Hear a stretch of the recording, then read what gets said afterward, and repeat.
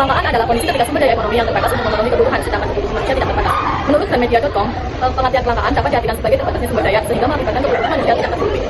Sedangkan menurut Wikipedia, kelangkaan adalah kondisi di mana kita tidak mempunyai cukup sumber daya untuk memuaskan semua kebutuhan kita. Dengan singkat, kata kelangkaan terjadi karena jumlah kebutuhan lebih banyak dari jumlah barang dan jasa yang tersedia. Kelangkaan bukan berarti segalanya sulit diperoleh atau ditemukan. Selanjutnya yaitu penyebab kelangkaan. Penyebab kelangkaan terbagi menjadi 4 jenis. Yang pertama yaitu A. Keterbatasan benda. Keterbatasan benda, pemenuhan kebutuhan di alam. Keterbatasan benda, pemenuhan kebutuhan sangat penting bagi kelangsungan hidup manusia. Dikarenakan sebagian sumber daya alam digunakan untuk memenuhi kebutuhan, contoh minyak bumi dan mineral tambang yang memerlukan jutaan tahun untuk terbentuk. Yang kedua, kerusakan sumber daya alam. Kerusakan sumber daya alam akibat ulah manusia. Sebagai pengguna sumber daya alam, manusia harus bertanggung jawab menjaga kelestarian sumber daya alam. Sumber daya alam rusak karena ulah manusia, contoh hutan yang gundul atau rusak akibat pembakaran liar, pembukaan tanah ladang atau kebun. Selanjutnya, yang ketiga, keterbatasan. Keterbatasan kemampuan manusia mengolah sumber daya ekonomi yang ada. Manusia memiliki keterbatasan untuk mengolah sumber daya ekonomi disebabkan oleh rendahnya penguasaan teknologi dan kekurangan modal. Akibatnya terjadi tidak efektif dan efisien dalam pemanfaatan sumber daya ekonomi. Lalu yang keempat, peningkatan kebutuhan yang lebih cepat dibandingkan dengan penyediaan sarana pemenuhan kebutuhan. Berjalannya waktu, tingkat peradaban, jumlah manusia meningkat, menyebabkan jenis dan jumlah kebutuhan juga berkembang dan beragam. Selanjutnya, adanya jenis kebutuhan. Yang pertama yaitu kebutuhan primer. Kebutuhan primer adalah kebutuhan manusia yang dapat dipenuhi untuk melangsungkan hidupnya. Lalu kebutuhan sekunder. Kebutuhan sekunder atau kebutuhan pelengkap ialah kebutuhan yang dipenuhi setelah kebutuhan primer. Lalu kebutuhan tersier. Kebutuhan tersier adalah kebutuhan yang dipenuhi setelah kebutuhan primer dan sekunder terpenuhi.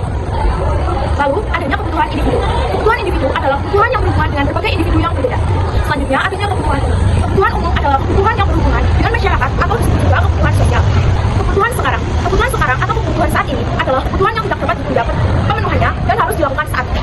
Dua, kebutuhan masa mendatang atau kebutuhan masa depan ialah kebutuhan yang dirancang atau direncanakan untuk memenuhi kebutuhan pada masa depan.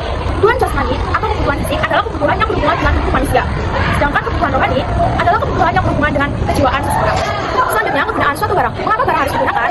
Setiap hari manusia membutuhkan berbagai macam barang untuk memenuhi kebutuhannya. Kegunaan suatu barang bagi manusia menurut Archimedes dapat dibedakan menjadi kegunaan bentuk, kegunaan tempat, dan kegunaan bentuk atau from utility.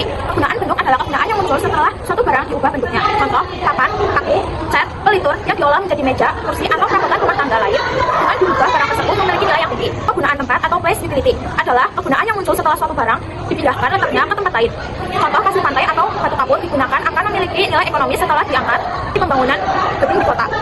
Lalu kegunaan waktu atau time utility adalah kegunaan ketika digunakan tepat waktu. Contoh, tabungan pendidikan yang telah disiapkan sejak lama yang berguna ketika tiba saatnya membayar.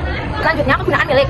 Ownership utility adalah kegunaan barang yang muncul ketika barang tersebut telah dimiliki. Selanjutnya, yang mempunyai kebutuhan itu lingkungan. Penyebab utama yang mengaruhi perbedaan lingkungan manusia yang hidup pada lingkungan berbeda akan memiliki kebutuhan berbeda. Contoh, daya daging ini cenderung memakai pakaian yang ketat. Dua, agama merupakan perbedaan kebutuhan individu. Contoh, orang beragama Islam kebutuhan Al-Quran cenderung pasti dilakukan.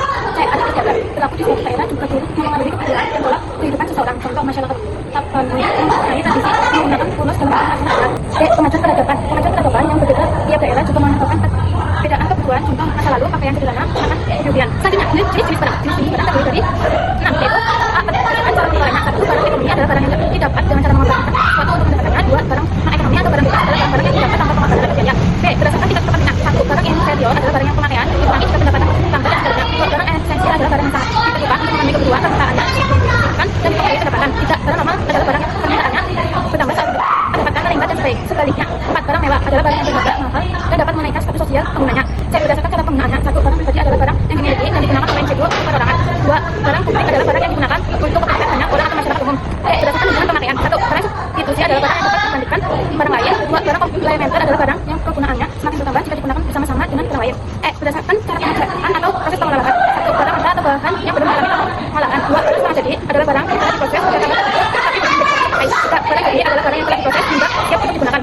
F, berdasarkan bentuk dan sifat. 1, barang tetap adalah barang yang bersifat tetap dan bertahan lama. 2, barang bergerak adalah barang yang bersifat tidak tetap. Sekian pesan dari Bang Sulu. Apabila ada kesalahan mohon dimaafkan. Mohon maaf kita selalu seperti saat. Terima kasih untuk perhatian. Mohon maaf untuk kesalahan. Wabillahi taufiq wal hidayah. Wassalamualaikum.